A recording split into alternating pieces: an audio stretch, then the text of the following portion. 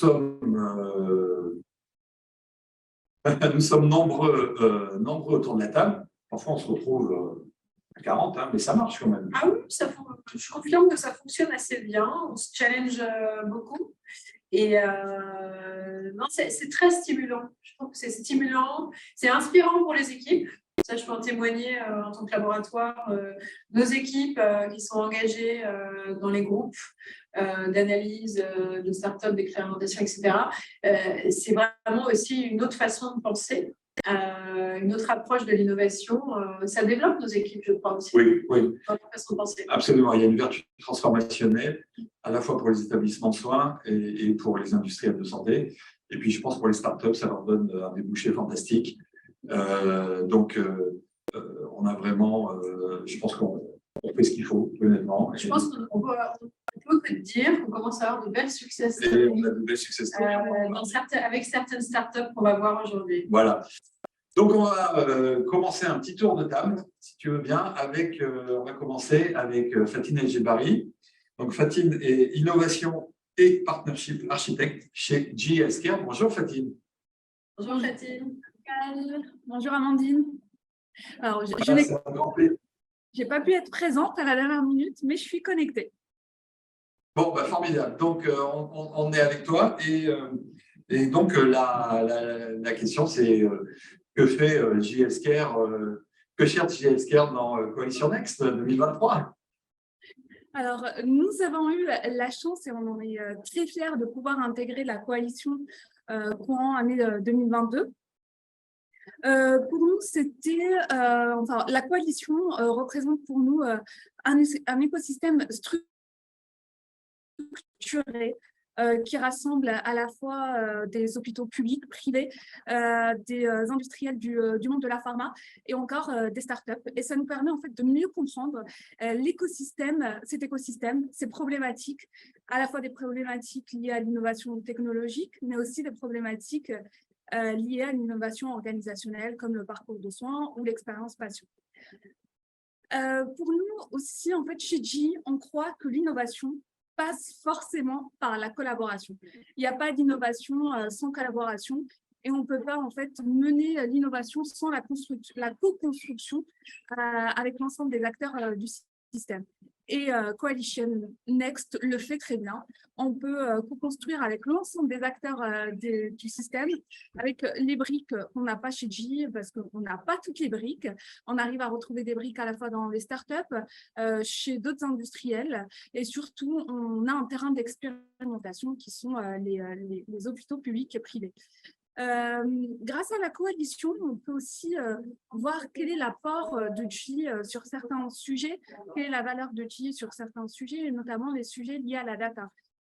Comment les différentes plateformes et les différents projets de recherche data disponibles chez GE peuvent accélérer la recherche, et notamment chez les industriels du domaine de la pharma. Et on est très, très fiers d'être membre de Coalition Next.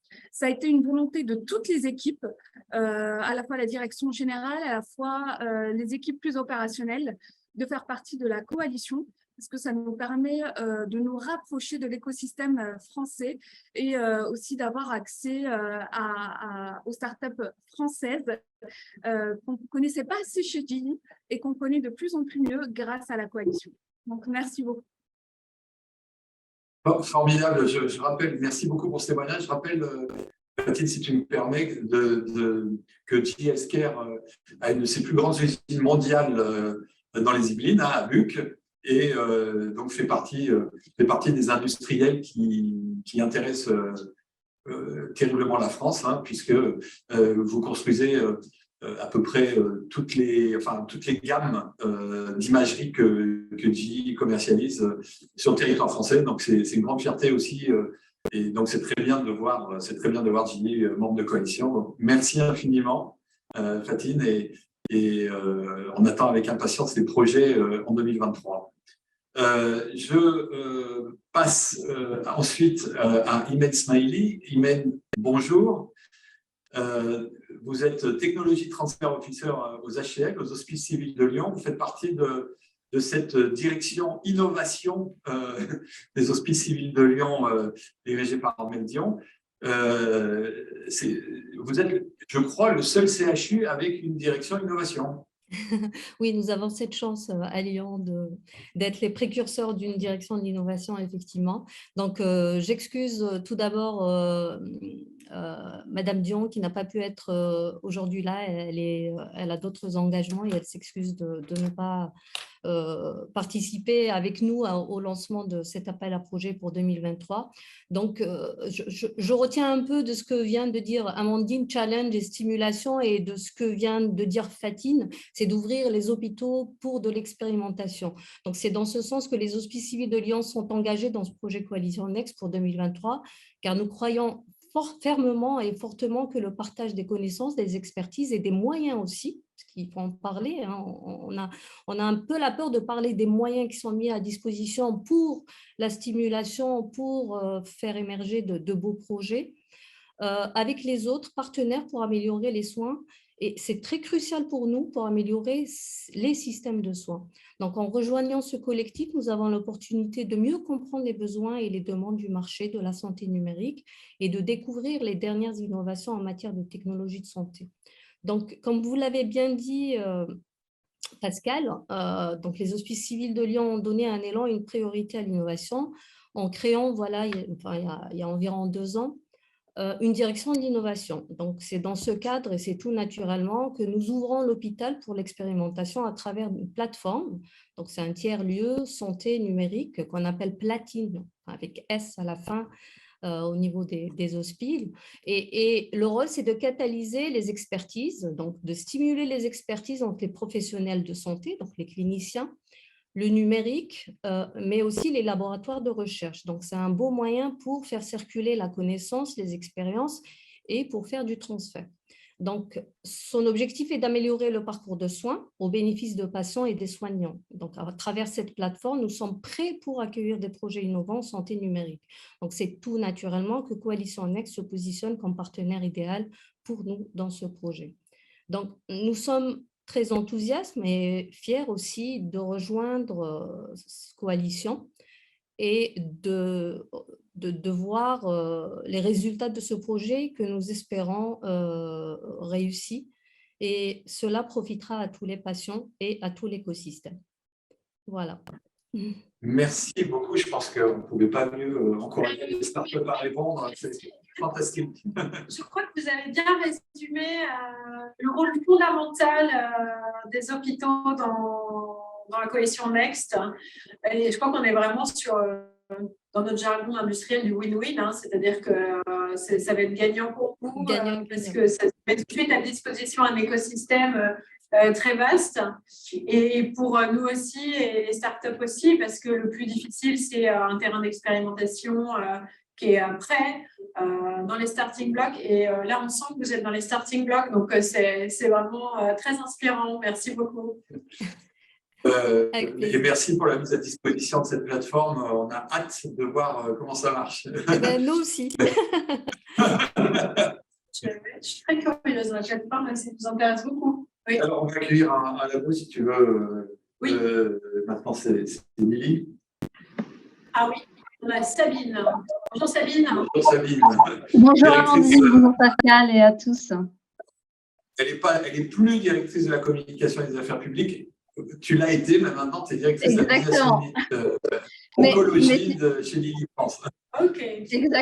Exactement, mais ça m'a fait sourire parce que c'était le rôle que j'avais en fait quand on s'est engagé avec Coalition en 2020, puisqu'en fait on s'est engagé au tout début de Coalition, c'était au moment de la crise du Covid. Tu nous avais contacté, Pascal, avec cette vision et cet objectif en fait de mobiliser les différents acteurs du système de soins. Et donc, on a été ravis et d'ailleurs très enthousiastes et très contents d'avoir rejoint la coalition depuis ses débuts en 2020. Du coup, voilà, Oui. Pardon ? Non, je disais, en plus, vous avez contribué, puisque vous avez contribué à plusieurs projets. On va en parler peut-être tout à l'heure aussi avec Marie-Pascale Schack, mais vous avez contribué à plusieurs projets dès 2020 et en 2021, 2022. Donc, Exactement. Et d'ailleurs, sur vous en 2023. on l'espère aussi. On est très enthousiaste aussi pour cet appel à projet de 2023. Et effectivement, notre premier projet était avec Marie-Pascale Chag et Vivalto Santé. Donc, on en était ravis. Et finalement, ce qui nous motive et nous anime en fait dans notre participation à Coalition, c'est cette volonté que nous avons, nous, chez Lilly, mais aussi en fait qu'on retrouve chez les différents partenaires qui sont autour de la table avec Coalition, c'est de pouvoir rassembler tous ces acteurs pour participer à l'amélioration de la prise en charge des patients à travers ces nouvelles solutions et ces nouveaux projets que nous offre finalement le digital et l'innovation globalement et le numérique en santé. Donc, on est convaincus en tant qu'industriel, Amandine en a parlé, également Fatine, mais j'imagine que c'est la même chose chez tous les laboratoires. Ce qui explique notre engagement, c'est qu'en tant qu'industriel du médicament, on a bien évidemment une responsabilité dans la découverte et la mise à disposition des médicaments qui changent la vie des patients. Ça reste finalement le cœur de notre mission. Mais on est aussi convaincu qu'on est un acteur dans ce système de soins et qu'on a une mission qui va au-delà. Et c'est à travers ça, et je dirais qu'on soutient ces différents projets, ces différentes initiatives dans le domaine de la santé digitale, au service bien évidemment des patients et des professionnels de santé. Donc, on travaille tous ensemble au sein de la coalition avec ce même objectif. On a la chance, vous l'avez mentionné, d'avoir des directions des hôpitaux et d'avoir d'autres types de bénéficiaires autour de la table, ce qui permet d'avoir une énorme agilité dans la mise en œuvre des différents projets et surtout de soutenir, je dirais, des solutions qui répondent clairement et de manière très spécifique aux objectifs et aux besoins des bénéficiaires. Donc, nous sommes ravis sur cette année 2023 d'avoir renouvelé encore une fois notre partenariat et notre présence, je dirais, au sein de la coalition, une présence très active. Et on a hâte de pouvoir co-construire avec tous les acteurs et tous les partenaires les projets de demain qui vont permettre finalement aux patients et aux professionnels de santé de continuer, je dirais, à bénéficier de ce que le numérique peut apporter dans la santé. Merci beaucoup, Sabine. Je crois qu'on voit que la coalition construit. Et du coup, Sabine, voilà Marie-Pascale Chag, justement, qui est la directrice innovation et transformation de Vivalto Santé. Et puis on en profite pour avoir Tomoji Ose, qui est le directeur de la Head of Innovation, je ne sais pas comment on dit, de l'innovation. Voilà, en français, de Suez Pharma France. Donc, voilà d'autres participants éminents de coalition aussi depuis le début. C'est bien Juliette que Vivalto. Donc, 3 ans que tu es là, 3 ans que le groupe Vivalto Santé est là, avec toujours la même énergie, la même volonté et des visions très claires. Oui, et puis on est convaincus dès le départ que le collectif est hyper important pour arriver à intégrer les innovations dans nos établissements. Et donc, nous, on a vécu, 3 ans avec 3 étapes différentes et qui montrent la progression aussi de la dynamique de la coalition. Une première étape où on est venu pour avoir une veille efficace du marché des startups et qualitative et en même temps trouver en fait des financements pour mettre en place des projets dans nos établissements. Et puis, il y a eu l'étape aussi où on a appris à encore mieux se connaître et on a fait de la collaboration et on a réussi à échanger sur nos enjeux. Et là, on a commencé à structurer des projets. En fait, là, il y avait plusieurs laboratoires avec plusieurs établissements de soins. Et puis là, on est dans une étape encore plus intéressante, je trouve, c'est de pouvoir monter des projets qui n'ont pas encore leur business model, mais dont le terrain a besoin, et donc, comme la prévention.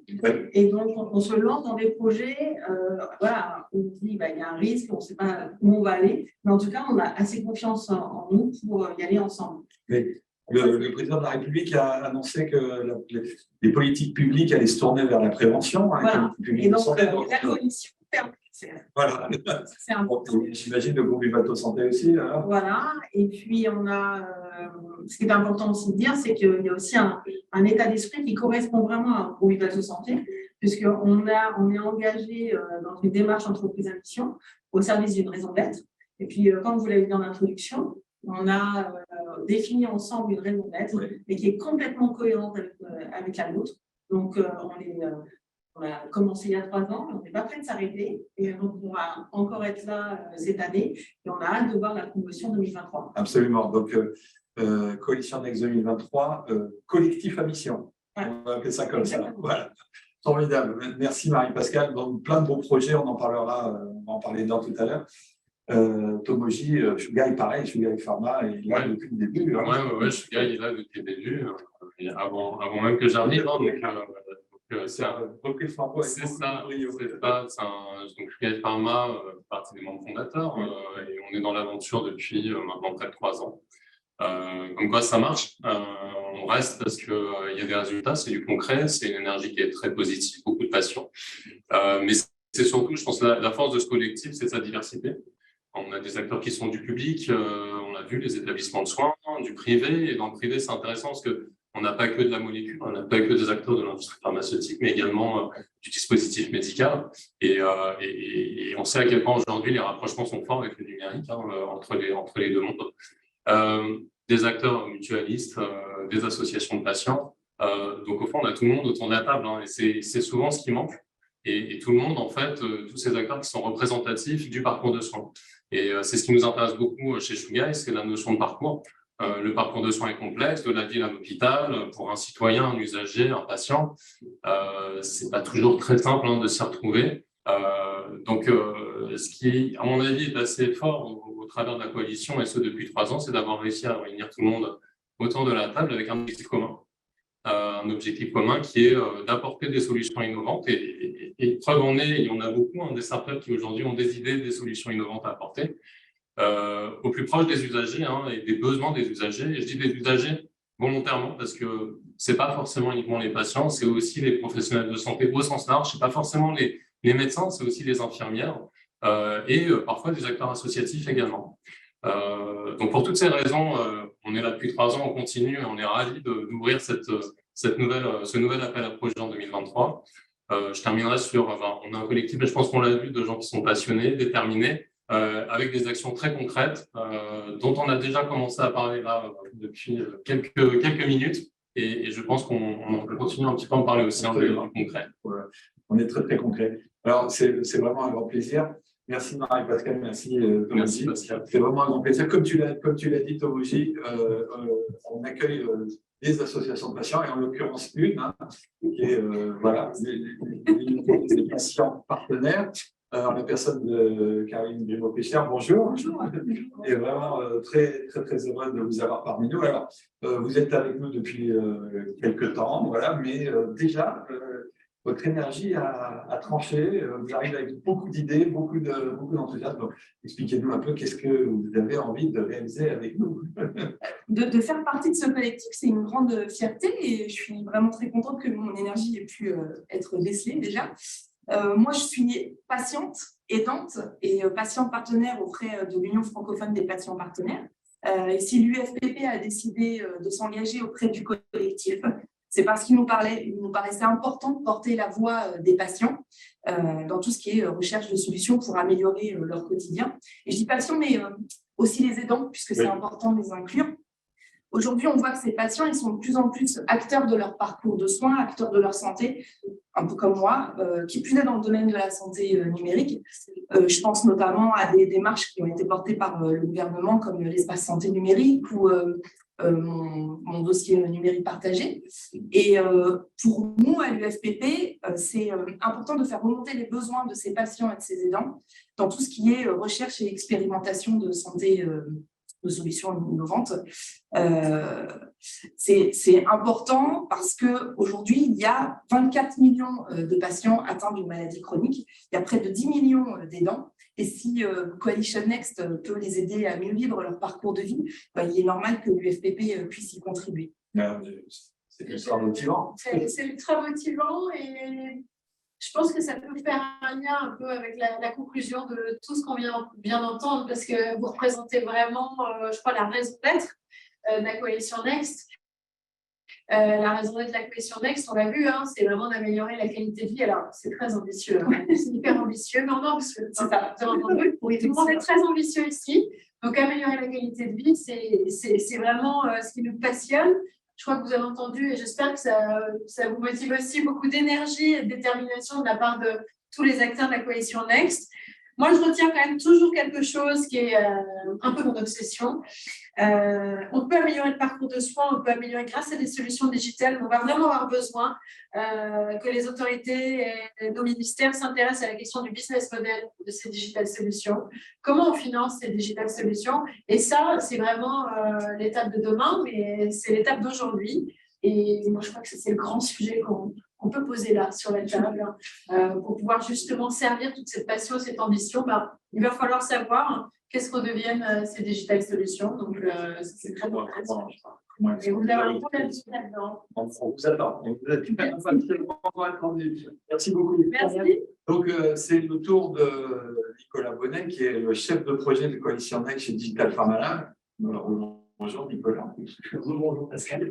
Bonjour Amandine. Voilà. Et Nicolas, on a quand même un sacré corps, on va dire ça comme ça, qui est quand même pas mal. Hein. Qui est très conséquent, même plus que conséquent. Alors, je ne le vois pas à l'écran, donc je n'ai pas mon anti-sèche. Mais effectivement, depuis 3 éditions maintenant, on voit qu'on a eu plus de 820 candidatures. Sur 3 ans, c'est tout simplement gigantesque. On voit qu'en 2020, on a eu une folie dans les candidatures, plus de 410.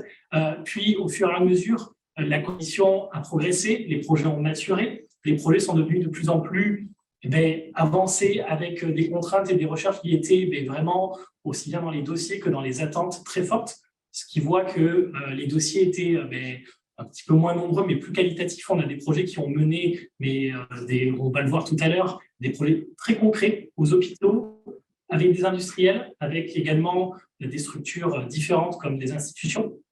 Donc, ce qui fait qu'en 3 ans, on a déployé plus d'une trentaine de projets. Aujourd'hui, 31, bientôt beaucoup plus, je l'espère. On a des projets qui sont encore pour 2022 dans les starting blocks pour être annoncés.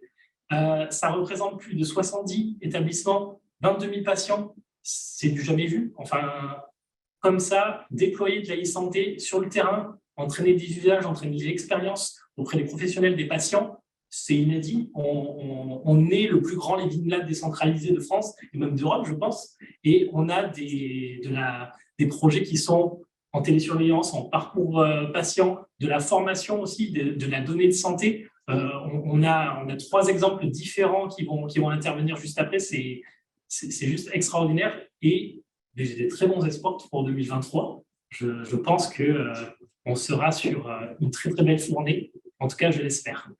Est-ce que tu peux nous définir un petit peu qu'est-ce qu'il y a derrière télésurveillance? Parce que ça peut être un mot qui peut faire peur. Donc, en 1 minute, c'est quoi les projets de télésurveillance? On en a plein. En télésurveillance, on va avoir du suivi du patient, où il va avoir du reporting d'informations, que ce soit pour son suivi, que ce soit aussi pour avoir un soutien vis-à-vis des professionnels de santé. Ce qui est bien, c'est que c'est une catégorie qui réunit une large partie de solutions. Et aujourd'hui, c'est assez large. Principalement, c'est accompagner le patient dans le reporting de ces informations pour pouvoir avoir un suivi, pour pouvoir avoir un lien avec le médecin ou avec le professionnel de santé, ou sinon avoir des informations personnalisées pour lui-même se suivre. Et on a dans ce que tu appelles dans la télésurveillance, tu as tous les systèmes aussi de chat robot, les robots. Effectivement. Communiquer, parce qu'on a eu beaucoup ça dans le cadre de la coalition Next, je pense que c'est important d'en parler. Effectivement. Le patient, il est souvent seul. On a eu, alors ça dépend comment on le répartit. Souvent, ils vont avoir des actions qui sont pas silotables, ils sont plus larges, ils ont des actions qui sont différentes. On a effectivement des solutions comme Directo Santé, comme Calmedica, où le but est d'avoir un échange entre le médecin et le patient, de pouvoir prévoir par exemple une arrivée du patient à l'hôpital, en amont par exemple d'une chimiothérapie, ou des cas divers, ou sinon comme pour le Covid par exemple. Amandine, je pense que tu seras d'accord avec moi pour dire que Nicolas, non, c'est pas ça, mais que Nicolas fait fonctionner Coalition de demain. Ça, j'en profite effectivement, Pascal, pour saluer tout le travail de Nicolas. Je pense que dans tous les fondateurs, on peut se remercier. Tu fais un travail fantastique. tu es là, tu es hyper pro, simplement. C'est un petit peu bien. Donc, bravo. Bravo. Merci. Merci beaucoup. Et c'était pas dans le fil conducteur, mais merci. Merci Nicolas. On accueille maintenant avec plaisir Tania Edenian, qui est Innovation Hub Senior Lead chez Roche, et puis Olivier Bréa, qui est fondateur et CEO de Octopies. Et puis au bout du fil, bonjour à tous les deux, et au bout du fil, on a Adrien Bussard, qui est chargé d'innovation au CHU de Brest et coordinateur de leur plateforme WIN, qui est lauréat de l'appel à projet tiers-lieu d'innovation. Adrien, tu nous entends? Oui, je vous entends, mais je n'arrive pas à activer ma caméra, mais je vous entends très bien. Ah oui, c'est pour ça qu'on ne voit pas. Bon, eh ben, écoute, on va quand même avancer. Si tu nous entends et que tu peux parler, c'est déjà pas mal. Donc, vous avez, on a déjà pas mal parlé de ce magnifique projet, mais est-ce qu'on peut très rapidement le recaractériser et dire un peu le rôle de chacun? On te voit, Adrien. Ça y est, on te voit, Adrien. C'est bon. Peut-être Tania, si tu veux commencer. Alors oui, je ne vais pas rentrer dans le descriptif de la solution parce que je donnerai la primeur à notre ami Olivier. À Côté Roche, nous, grâce à Nicolas, à la coalition Next et à votre action, vous avez réussi à créer des conditions pour qu'on identifie des solutions qui parfois peuvent sortir de certaines thématiques.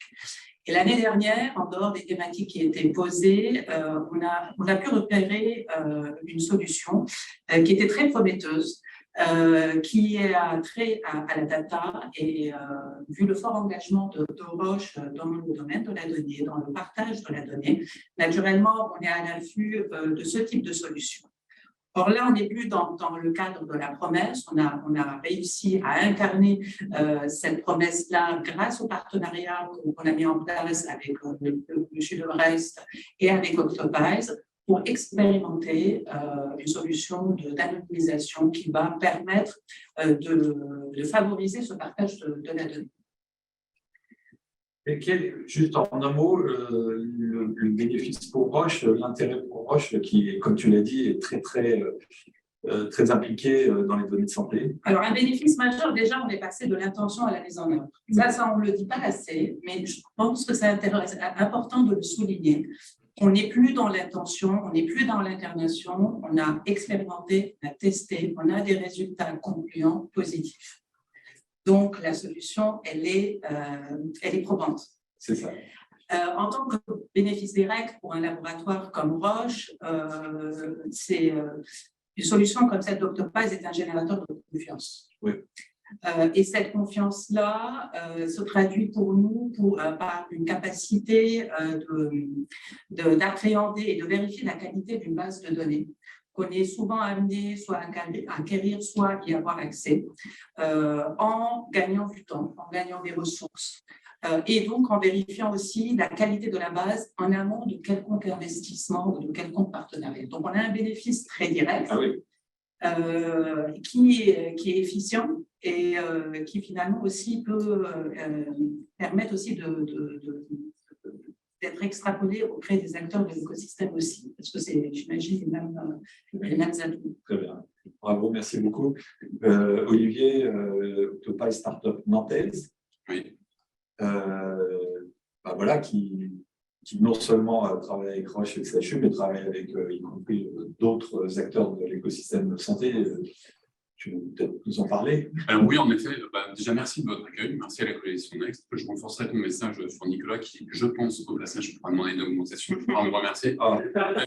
C'était vraiment pas prévu. Donc on travaille, c'était pas prévu, c'est les joies du direct.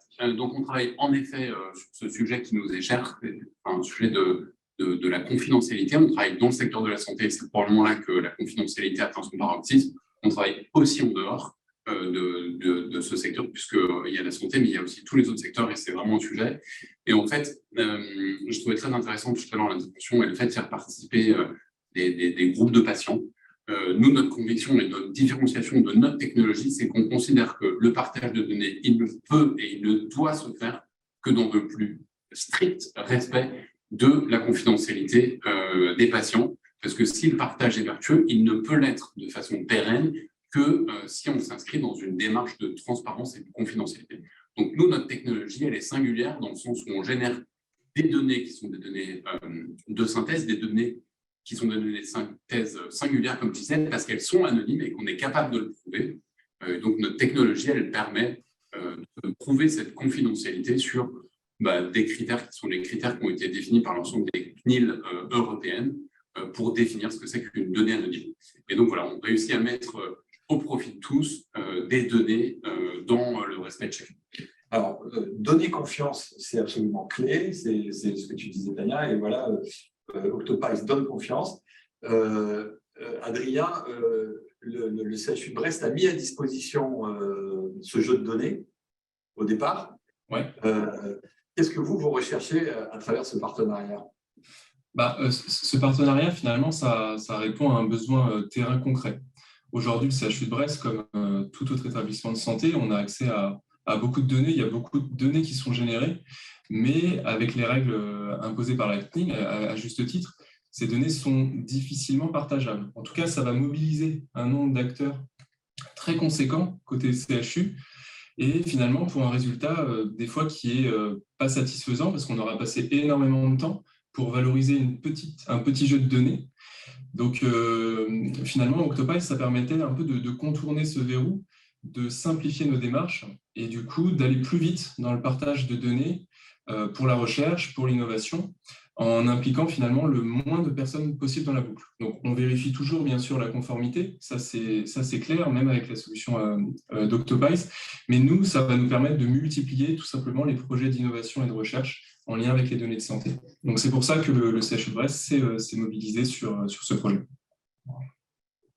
Merci Adrien. Est-ce qu'un demi-mot sur le tiers-lieu d'expérimentation WIN? Oui, bien sûr. On a eu le plaisir en novembre d'apprendre que WIN a été lauréat de l'appel à projet tiers-lieu d'expérimentation. Donc, ça va nous permettre d'aller plus loin dans ce que l'on proposait depuis maintenant plus de 3 ans à la direction d'innovation du CHU de Brest, à plus de 3 ans maintenant. Donc, ça vient récompenser un effort et puis ça va nous permettre aussi de nous donner les moyens de nos ambitions, d'aller plus loin dans l'expérimentation, dans la cartographie des besoins, dans la cartographie de nos potentialités d'expérimentation. Donc voilà, donc ça va se mettre en place doucement, mais en tout cas, on est ravis d'avoir été lauréat et on est prêt.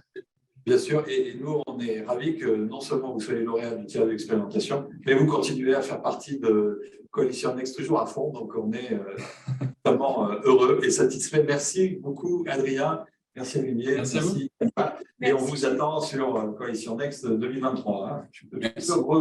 La data est bien présentée. Oui, la data est bien, il y a un stream data, donc tu peux y aller. Merci. On accueille maintenant… Oui, je change de place. Ah oui, tu changes de place. Donc, j'allais dire, on accueille Amandine de nouveau, mais cette fois, on s'enrôle Takeda. On accueille Johanna Molina, qui est Innovation Manager dans le groupe Vivato Santé. Puis, je crois qu'Axel Pinisser est là. Salut, Axel. Bonjour. Le CEO fondateur de Cuticare. On va parler de ce projet Cuticare dans le groupe Vivato Santé avec le soutien de Takeda. Alors, on va commencer par Johanna. Est-ce que tu peux nous dire à quoi correspondait ce projet et ce besoin de Vivato? Oui, parfaitement. On est parti dans le projet Guti, donc avec le soutien de Takeda, Norgine et en collaboration avec le CHU de Brest. Et c'est pour nous un exemple parfait de projet coalition qui allie donc 2 labos et un partenariat public-privé entre un CHRU et puis un groupe de cliniques privées. Et c'est aussi pour nous, c'était fondamental de partir vers ce projet, outre la plus-value pour le patient évidemment, mais ça répond à une problématique de QVCT, donc qualité de vie au travail pour nos professionnels, et aussi et surtout, c'est un projet de prévention tertiaire adressé à nos patients. Et donc, c'est voilà, sur ces 2 pans qu'a rappelé Marie-Pascale tout à l'heure, qu'on avait vraiment à cœur de partir sur le sujet Guti avec la coalition. D'accord. Donc, Axel, tu peux peut-être expliquer ce projet Guti dans le cadre de coalition. Bonjour à tous déjà. Est-ce que vous m'entendez bien? Très bien. Très bien. Parfait. Donc alors, en fait, Cuticare, ce qu'on a déployé, c'est une solution. Nous, on développe des dispositifs médicaux, donc de type télésurveillance ou thérapie digitale, afin d'améliorer l'accompagnement des patients atteints de maladies digestives, que ce soit sur l'accompagnement paramédical à domicile ou la détection, la prédiction de d'événements indésirables. Et donc, dans le cadre de la coalition Next, on a déployé 2 dispositifs. Un pour la prise en charge plus des troubles fonctionnels qui permet l'accompagnement paramédical à domicile du patient, et un pour la prise en charge des maladies inflammatoires chroniques de l'intestin, donc qui permet aussi l'accompagnement paramédical du patient, mais qui a aussi une logique d'analyse de marqueurs digitaux et biologiques pour diagnostiquer ou essayer de prédire des risques d'anomalies ou d'événements indésirables. Donc, toutes les solutions qu'on développe actuellement, comme le disait un peu Johanna, donc s'inscrivent soit dans la prévention secondaire, donc c'est-à-dire éviter que la maladie se développe et ou participer à sa rémission partielle ou totale, ou la prévention tertiaire, donc éviter les rechutes et les complications graves une fois que la maladie est bien installée. Donc ça, globalement, c'est la solution. Donc je vais laisser, je crois, Johanna reprendre la main, et je représenterai après le retour d'expérience et en quoi la coalition nous a beaucoup aidés. D'accord. Peut-être avant Johanna, Amandine, tu nous expliques un peu le rôle de Takeda. En fait, je ne vais pas tellement parler du rôle parce qu'effectivement, on soutient ce projet parce qu'il nous intéresse beaucoup, mais surtout, moi, ce qui nous intéresse, c'est qu'on était en train de chercher, le laboratoire, on l'a vu tout à l'heure, il est là pour produire des médicaments, mettre à disposition des médicaments, s'assurer qu'il n'y ait pas de rupture de stock aussi d'ailleurs, et pour obtenir une meilleure prise en charge du patient. Maintenant, on peut aller plus loin grâce aux solutions digitales. Et on était en train de travailler au niveau de notre business unit gastro. On était dans tout un projet de design thinking avec des professionnels de santé, avec des patients, pour arriver à identifier de quoi on avait besoin dans les maladies chroniques de l'intestin pour améliorer la qualité de vie du patient. Donc, il y avait déjà ce projet à l'intérieur de Takeda. En parallèle, la coalition Next s'est lancée et Takeda était partenaire. On se dit, ah tiens, voilà ce projet qui arrive par la coalition Next, alors qu'on était en pleine dans cette réflexion. On savait ce qu'on cherchait, mais on ne savait pas où c'était. Donc, et on l'a trouvé grâce à l'écosystème de la coalition Next. Donc, en termes de gouvernance et de recherche d'innovation digitale, on était vraiment en plein dans le cœur du sujet sur le laboratoire, mais grâce aussi à l'écosystème coalition Next. Donc, Johanna, petit retour d'expérience. Je laisserai Axel rentrer dans les détails, mais pour nous, ce qu'on a à cœur aussi à la coalition, et voilà, ça illustre aussi sa raison d'être, c'est de faire et d'aller de l'avant. En fait, on a eu de très très bons retours. On est en train de déployer la solution sur 2 de nos établissements en Bretagne, donc dans le territoire de Celle-Charruc-Brest, qui est cette concordance. Et on a d'excellents retours déjà des praticiens, puisqu'ils nous ont dit que ça a amélioré leur consultation et leur prise en charge des patients, ça a fluidifié cette prise en charge. Ça a évité, comme l'a rappelé Axel, les rechutes et les récidives très très fréquentes dans ce genre de pathologie. Il y avait une excellente observance des patients sur la solution. Donc Axel, je te laisse peut-être rentrer un peu plus dans le détail des premiers retour et le premier bilan sur ces résultats-là. Le mot de la fin, Axel. Le mot de la fin, il faut que je sois rapide, je vais essayer de tenir 30 secondes. Globalement, effectivement, on a des bons retours aujourd'hui, l'expérimentation continue, mais avoir participé à la coalition Next, donc ça nous a permis aussi, pour remettre dans le contexte, de mettre en place des premiers partenariats avec l'industrie pour financer les déploiements. Et nous, ça nous permet aussi, en améliorant le parcours de soins patients, de récolter des données pour démontrer aujourd'hui le bénéfice organisationnel et l'impact clinique de la solution dans une logique d'obtention du remboursement, déjà sur le module de télésurveillance pour la prise en charge des maladies inflammatoires chroniques de l'intestin. Je voulais quand même remercier la coalition Next de nous avoir beaucoup aidé, surtout sur les premiers déploiements, mais aussi Viva Alto Group et le CHU de Brest d'avoir accepté de déployer la solution dans les centres, en particulier Marie-Pascale Chac, Johanna Molina et Adrien Bussard, et aussi les laboratoires Takeda et Norgine, et en l'occurrence Rudy Ventura, qui n'est pas présent ici, avec qui on a beaucoup travaillé pour gérer le projet, et Barbara Filou-Clément. Voilà. Il nous écoute, Rudy. Je sais qu'il est super impliqué. Et voilà. Exact. Vraiment, merci Axel, merci Johanna, merci Amandine pour le témoignage. On va passer à la suite. Merci. D'accord. Et merci Axel. Et la suite, c'est Jérôme Leleu, qui est le fondateur et directeur général de Synforex et d'Interaction Healthcare, et le docteur Cédric Vimino qui nous parle d'Annecy, où il exerce sa pratique. voilà, il a pris un peu de temps sur qui dédie à sa clientèle pour venir parler avec sa patientèle, pardon, par exemple. Et un petit mot quand même, Jérôme, il y a eu un événement fantastique hein, que tu as organisé ici même d'ailleurs sur les grandes tendances de la e-santé. Donc on a eu la chance de pouvoir y parler, donc de parler de Coalition Next. Donc, merci beaucoup et c'était vraiment très intéressant. On a vu se déployer finalement ce paysage de la e-santé.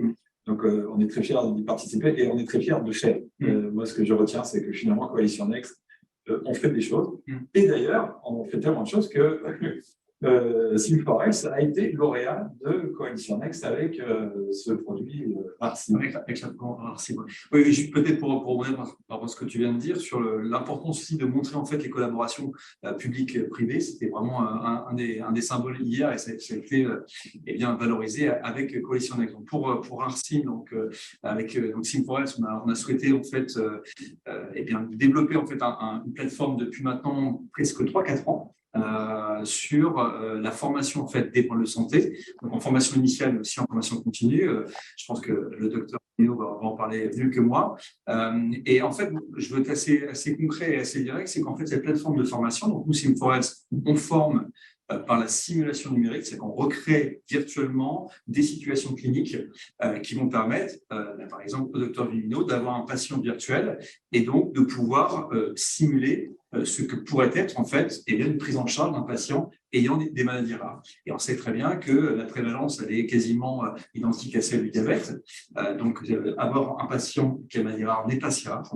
Et moi ce que je veux dire en fait, c'est pour ça que c'est important par rapport à Coalition Next, c'est que ce projet-là, ça faisait presque 3-4 ans qu'on voulait le faire et il n'y avait pas de modélisation économique avec en fait les utilisateurs. On était persuadé qu'il fallait que l'accès soit gratuit pour l'ensemble des problèmes de santé. Et grâce à la Coalition Next, on a pu avoir en fait le soutien de 4 laboratoires, hein, donc Ipsen, dont Takeda, Ipsen, Pfizer et Takeda. Donc réunir 4 laboratoires qui, d'un point de vue éthique, ça on est très vigilant sur ce point-là.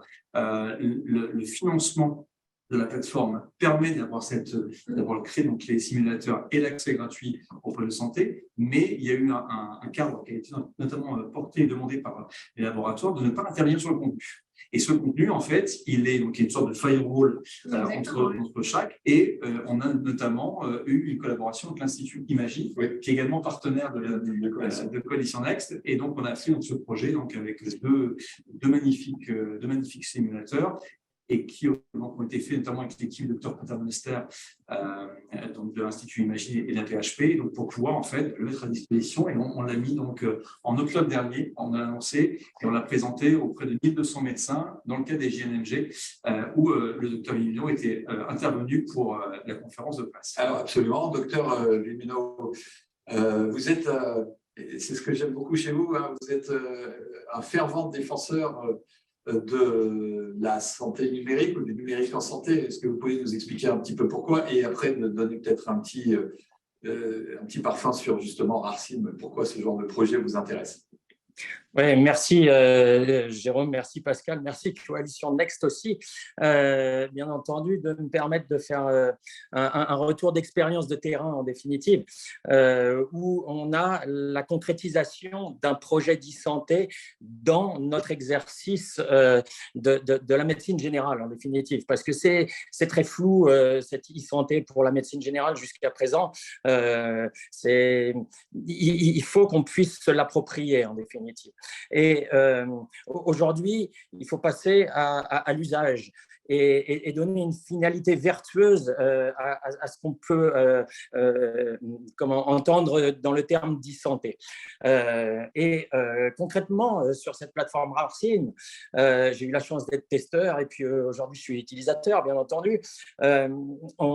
On ne peut plus accepter, nous, en médecine générale, d'avoir des situations d'errance diagnostique, d'avoir des situations d'errance thérapeutique. Et pour ça, on a besoin d'être formé, on a besoin d'être aidé.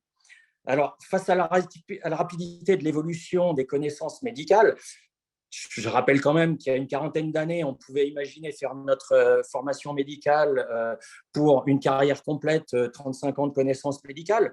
Et puis, il y a une vingtaine d'années, d'un seul coup, poum, tout ça, ça s'est effondré parce qu'on s'est aperçu que nos connaissances médicales, elles étaient valables à peu près pour 4 ans.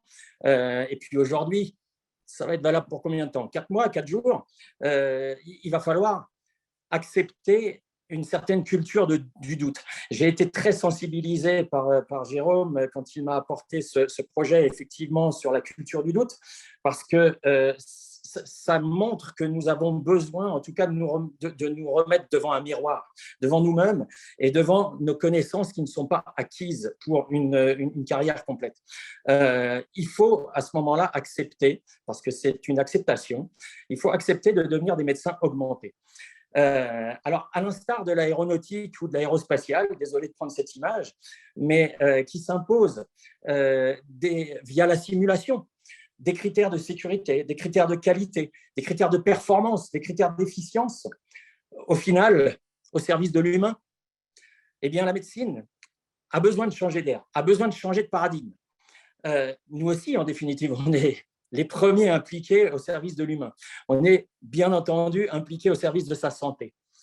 Alors, pour ça, il faut accepter de se former, il faut accepter de se remettre en question, il faut accepter de sortir de sa zone de confort, il faut accepter de s'élever en termes de connaissances. Il ne faut pas rater ce virage. Et c'est gagnant-gagnant entre le médecin, le patient, bien entendu. Alors, comment avec Rarsim?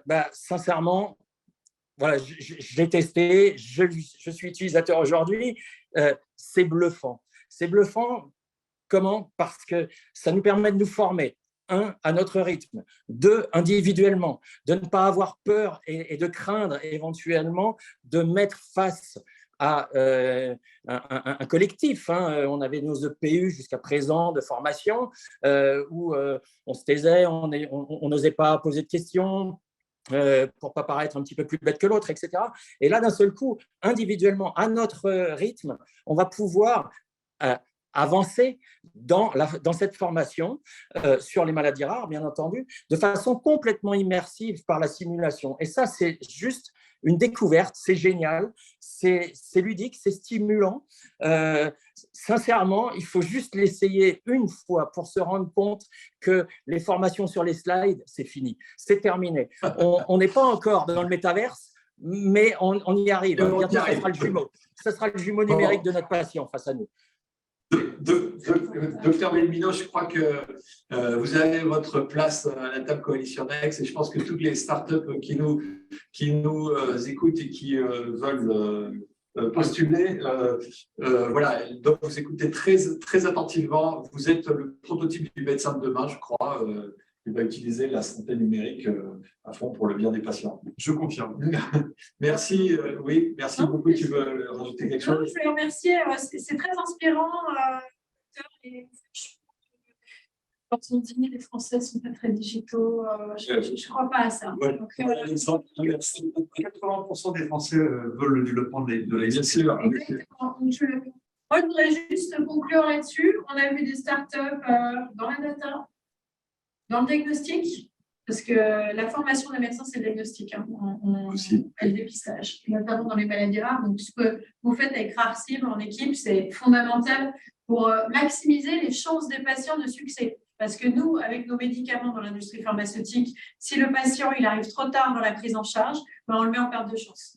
Donc, les outils du numérique en santé, ils sont là pour ça aussi. Ils sont là pour arriver le patient, poser le patient au bon moment dans sa prise en charge. Et ça, je crois que c'est fondamental. On a vu les outils d'accompagnement. Ça, c'est fondamental aussi parce qu'on va pouvoir démontrer, je pense, dans un futur très, très proche, que ces outils d'accompagnement, ils augmentent même l'efficacité de certains traitements. Donc, voilà, beaucoup de perspectives et des perspectives extrêmement inspirantes. Donc, merci à tous pour cette session. Et merci, Jérôme. Merci Continue à faire briller la e-santé en France. C'est absolument… Merci. Et j'encourage les entrepreneurs à postuler et tous les partenaires qui les accompagnent. Ça change vraiment la donne. Et merci. Je pense qu'on est un peu. Merci beaucoup. L'appel à projet est ouvert. Merci, Jérôme. L'appel à projet est ouvert. Nicolas, rejoins-nous, tu vas nous expliquer tout ça dans les 5 dernières minutes qui nous restent. Ouais. Avant Tu sais tout faire, tu vas nous montrer. On va le faire très rapidement. Non, mais effectivement, depuis ce matin, l'appel à projet est ouvert sur le site internet coalitionnext.com à la rubrique 2023, effectivement. Donc, l'appel à projet a été ouvert cette année sur la santé numérique, agir au service de tous. Cet appel à projet, il paraît large comme ça, mais il est approfondi sur 5 domaines. Les inégalités en santé, pour les réduire, améliorer l'efficience de soins et la pratique des professionnels de santé, agir sur la prévention secondaire et tertiaire, on l'a vu tout à l'heure, c'est un sujet essentiel aujourd'hui, fondamental même exactement. Fluidifier le parcours de soins et l'expérience patient, c'est un mot très fort aussi, l'expérience patient, aujourd'hui on le vit tous les jours dans les solutions de santé. Et enfin, on ne perd pas la connaissance grâce aux données de santé. Donc, vous êtes une start-up, vous répondez à l'un de ces domaines, candidatez, voilà. Tout simplement. Donc, l'appel à la candidature est ouvert jusqu'à quand? Alors, l'appel à la candidature est ouvert jusqu'au 8 mars 2023. Donc, ça nous laisse un petit peu plus de 8 semaines, si je ne dis pas de bêtises. Vous pouvez candidater jusqu'à cette date. Pour présenter rapidement le processus, il y aura ensuite une phase de sélection qui se fait donc avec l'ensemble des membres de coalition. On a la chance d'avoir également dans les partenaires, vous avez vu au début, tout type d'évaluateurs et de conseillers qui permettent de nous aider. Ensuite, date à retenir, le 12 avril, nous aurons le plaisir d'accueillir les pitchs des startups cette année. Les startups sélectionnées seront amenées à pitcher devant tout le monde. Donc, une vraie session, 5 minutes, efficace, pour ensuite répondre aux questions de tous les membres. Et ensuite, des ateliers qui permettent, à partir de mai, d'échanger entre toutes les parties prenantes. Et de conclure exactement. les expérimentations. Exactement. OK, donc ça, c'est parfait. Aujourd'hui, le modèle fonctionne. Qu'est-ce qu'on demande aux startups qui candidatent? Eh bien, on demande 3 choses. Un formulaire de candidature qui a à remplir, une présentation en 15 pages. Alors, 15 pages, ça peut être des slides, donc on n'est pas obligé d'en faire des tonnes. On n'est pas obligé d'en faire des tonnes. On ne demande pas un roman, on demande quelque chose d'efficace qui réponde aux questions. Toutes les infos plus précises sont disponibles dans le guide de candidature, également disponible sur le site. Et pour conclure, il faut une vidéo, nouveau format cette année, une vidéo d'1 minute, facecam, Zoom. Oui. On peut faire n'importe quoi, mais il faut répondre aux 3 questions qu'il y a également dans le guide de candidature. Pourquoi Coalition Next? Pourquoi candidater? Et surtout, en quoi vous répondez à une des thématiques. Voilà, donc un dossier de candidature relativement simple, complet, mais simple. Donc, vous n'y passerez pas trop de temps. Je sais que pour certaines startups, ça peut être assez compliqué, mais là, vous n'y passerez pas trop de temps. Et tout ce que vous mettrez servira pour la sélection qui sera faite par Digital Pharma Lab, puis par l'ensemble des membres de Coalition Next, donc établissements, industriels, etc.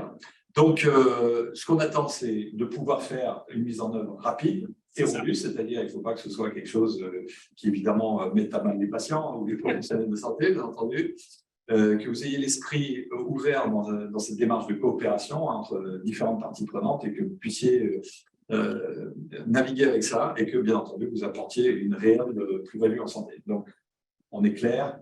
Je crois qu'on a vu plusieurs startups qui ont partagé une expérience positive. Absolument. Donc, exactement. Alors, on va conclure avec M. Deschazeaux, que tu vas nous présenter. Exactement. Il va même se présenter. On va laisser un peu. Co-fondateur d'une start-up justement qui s'appelle NewClean. C'est exact. Merci beaucoup. Merci d'avoir permis de candidater en 2022. Voilà. Et avant d'oublier, je voulais aussi féliciter Nicolas Bonnet, qui est un excellent chef de projet, parce que je pense que tout le monde a... Je n'ai pas donné le mot à tous les intervenants. C'était exact. Il fait partie, je crois, de l'efficacité du dispositif. C'est là. On est bien conscient. Alors, NewClean, c'est une start-up de health tech basée à Lyon qui développe une plateforme B2B de type SaaS pour contextualiser les données de santé de nos clients par les déterminants non médicaux de la santé des patients.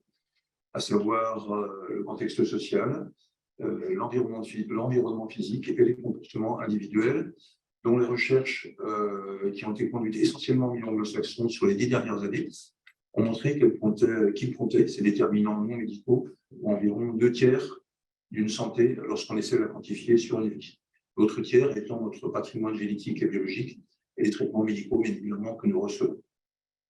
Or, ces données sociales, comportementales, environnementales ne sont pas aujourd'hui très peu collectées et mises en œuvre par ceux qui prennent des décisions en santé, les établissements hospitaliers, bien évidemment, les professionnels de santé, les industriels de la santé, les payeurs, qu'ils soient publics ou privés, ou les groupes de recherche académiques.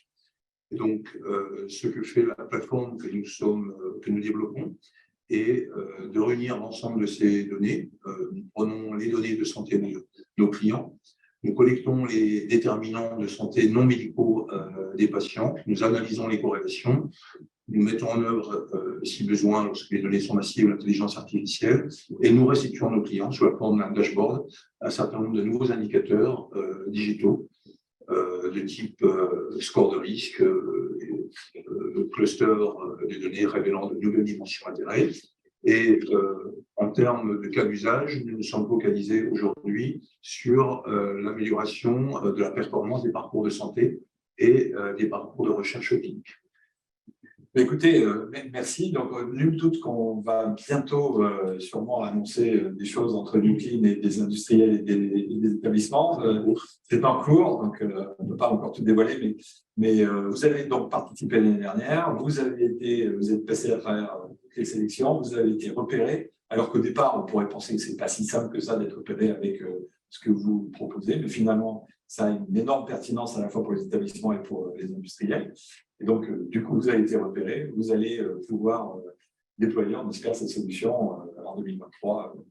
Absolument. Et c'est sur un projet pilote où nous sommes en train de travailler. Donc, qu'est-ce que vous pouvez dire aux startups qui nous regardent? Je peux leur dire, allez-y, parce que finalement, c'est un des rares endroits où on réunit l'écosystème. On parle beaucoup d'un écosystème aujourd'hui patient-centré, il l'est. Et on a à la fois ceux qui traitent les patients, les établissements hospitaliers, on a les associations de patients. Dans notre projet, nous avons les deux. Et bien évidemment, les industriels qui vont déployer pour nous ou avec nous les solutions que nous développons. Donc, c'est relativement rare, c'est un gain de temps considérable. Et puis surtout, c'est un facteur d'amélioration de nos solutions. On évite de faire du séquentiel et en même temps, on a des avis qui sont mis en commun. Pour nous, c'est vraiment un très bon facteur d'accélération. Merci beaucoup. Merci, M. Deschazos. Merci, Nicolas. On va continuer en 2023. Toujours. Ouais, c'est parti. C'est parti. Amandine, le mot de la fin. Eh bien, le mot de la fin. C'est jamais facile. C'est jamais facile, le mot de la fin. Je suis toujours remplie d'énergie quand je suis avec mes collaborateurs, la coalition Next, que ce soit les startups, que ce soit les labos, Digital Pharma Lab et les hôpitaux. Et je crois que ce type de collaboration, de collectif, c'est quelque chose de très vertueux. On le voit. On va vraiment vers quelque chose qui va améliorer la qualité de vie du patient. Et ce n'est pas juste améliorer la qualité de vie du patient, c'est extrêmement ambitieux.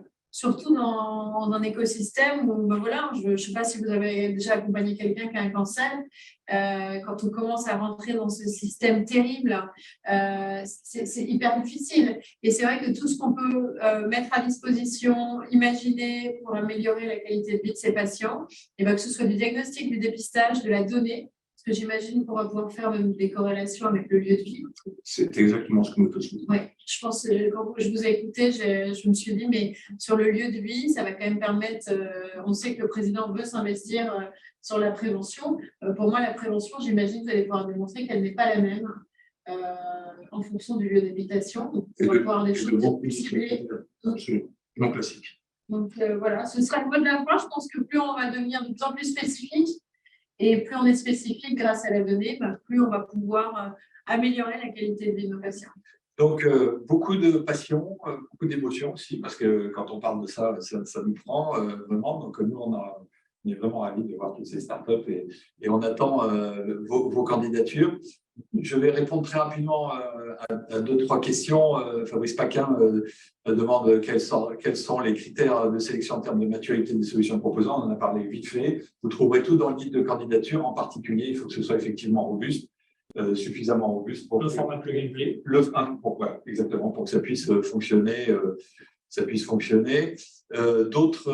qu'il y a d'autres questions? Non, j'en vois pas d'autres pour l'instant. Pas de problème. Écoutez, s'il n'y a pas d'autres questions, je veux bien, si. Pouvez-vous préciser le montant d'aide moyenne attribué aux lauréats de l'appel à projet? Donc, ça, bonjour. Global. Oui, bonjour Christophe. Donc, je crois que c'est le pharmaceutique qui nous pose une question qui est très pertinente. Effectivement, en moyenne, ça varie. Bon, il y a un écart type qui est assez large. Mais ce que je peux vous dire, c'est qu'au total, Coalition Next, depuis maintenant 3 ans, a distribué à peu près 5 millions d'euros.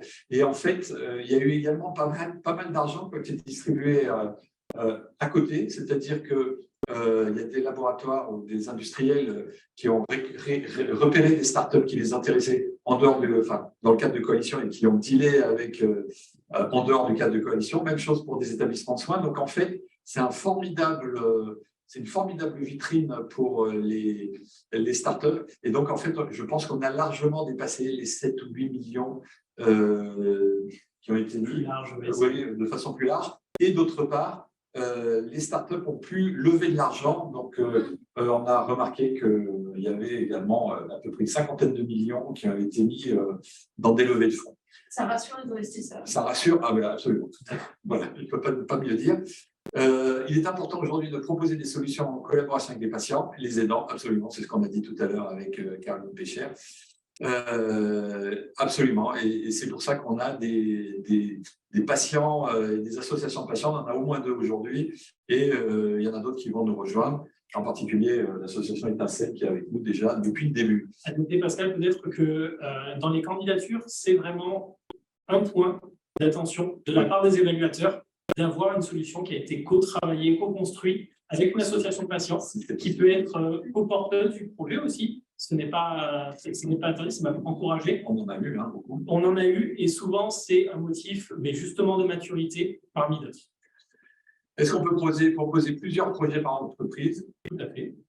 Tout à fait. La seule notion à garder en tête, c'est de ne pas avoir un projet qui se décline. On propose un grand projet. S'il y en a plusieurs, on peut en proposer plusieurs, mais le but, ce n'est pas de dire que je fais un projet, par exemple, sur un établissement dans une région, un autre dans une autre.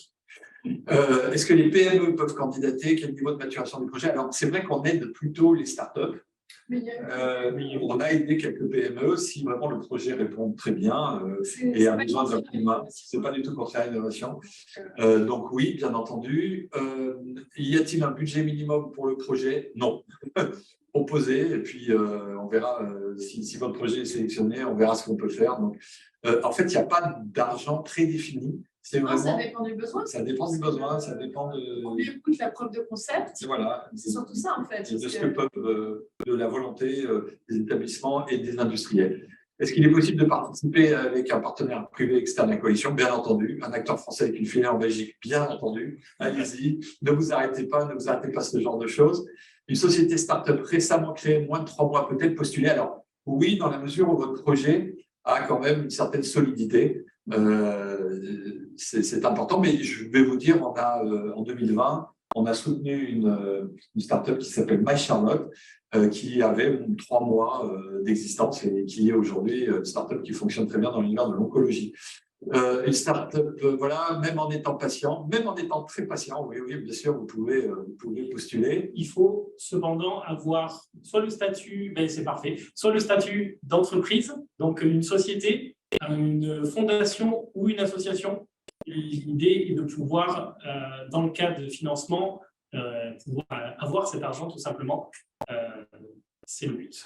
Est-ce qu'une start-up suisse peut postuler? Oui, on en a eu et on sera vraiment ravis d'en avoir. Je pense qu'il y aura des Belges aussi, donc il ne faut vraiment pas hésiter.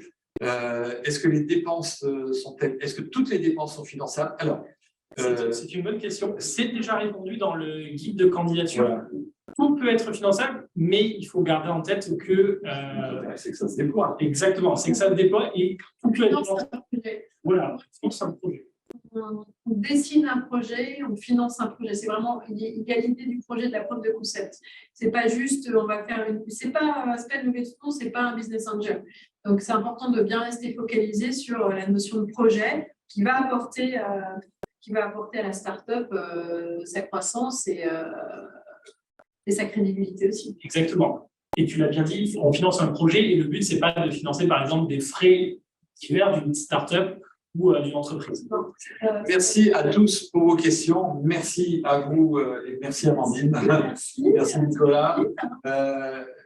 Vous ne la voyez pas, mais Ambre, là-bas, nous a fait parfaitement fonctionner tout ça. Merci à